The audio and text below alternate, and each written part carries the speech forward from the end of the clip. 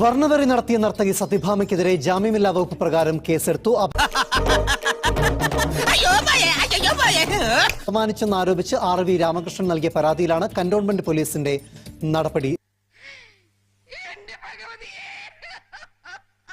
നടങ്കം തള്ളിക്കളഞ്ഞ അധിക്ഷേപ വാക്കുകളിൽ ഏറ്റവും അല്പം വൈകിയെങ്കിൽ പോലും സത്യഭാമയ്ക്കെതിരെ കേസായിരിക്കുകയാണ്.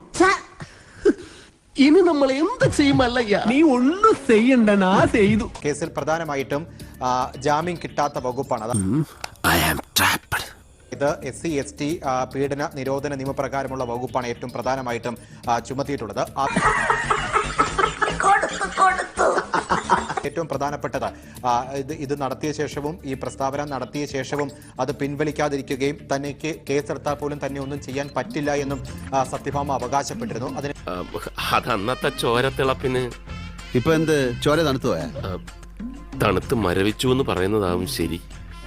വിഭാഗത്തിൽപ്പെടുന്ന ആളാണെന്ന് അറിഞ്ഞിട്ടും അദ്ദേഹത്തെ അപമാനിക്കുന്ന തരത്തിൽ ഇത്തരത്തിൽ പൊതുമധ്യത്തിൽ പ്രസ്താവന നടത്തി എന്നുള്ളതാണ് കുറ്റം രേഖപ്പെടുത്തിയിട്ടുള്ളത്. ഇതിൽ വീട്ടിൽ തന്നെ ഇരുന്നാ മതി, പുറത്തോട്ടൊന്നും ഇറങ്ങാൻ നിൽക്കണ്ടാട്ടാ. അതുകൊണ്ട് തന്നെ RLV രാമകൃഷ്ണന്റെ മൊഴി പ്രകാരമുള്ള പരാതി പ്രകാരമുള്ള കേസിൽ സത്യഭാമയെ പ്രതിയാക്കാം എന്ന് പോലീസ് വിലയിരുത്തുന്നു.